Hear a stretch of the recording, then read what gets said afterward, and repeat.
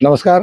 मी ताहिर रफिक शेख, प्रभाग क्रमांक 5 मधून मी निवडणूक लढवण्यासाठी इच्छुक होतो. ह्यांचा आम्ही फॉर्म भरलेला होता, रुकया ताहिर शेख. परंतु बंटी साहेबांच्या प्रेमाखातीर व काँग्रेसच्या प्रेमासाठी आम्ही आमचा अर्ज मागे घेऊन काँग्रेसच्या चारही उमेदवारांना आम्ही पूर्ण पाठिंबा दिलेला आहे.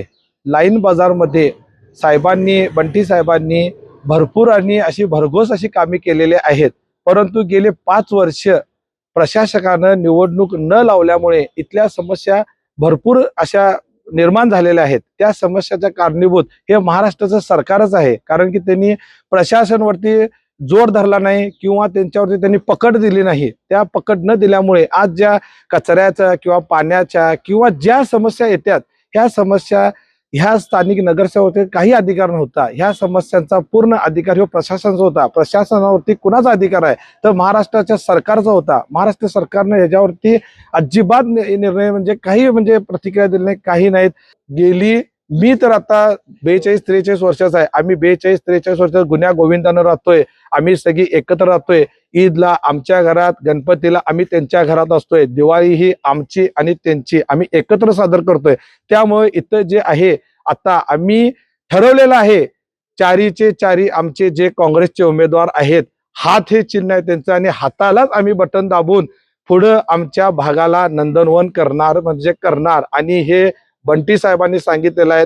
आता बंटी साहेब जरी अडचणीत आले तर आपल्या माणसाला आपण त्यांना साथ द्यायला पाहिजेत आणि त्यांना सपोर्ट करायला पाहिजेत. आज बंटी साहेबांच्या वरती भरपूर अशी जबाबदारी आहे. आज आपला तो महाराष्ट्राचा नेता आहे. त्या महाराष्ट्राच्या नेत्याला आपण मदत करायला पाहिजेत.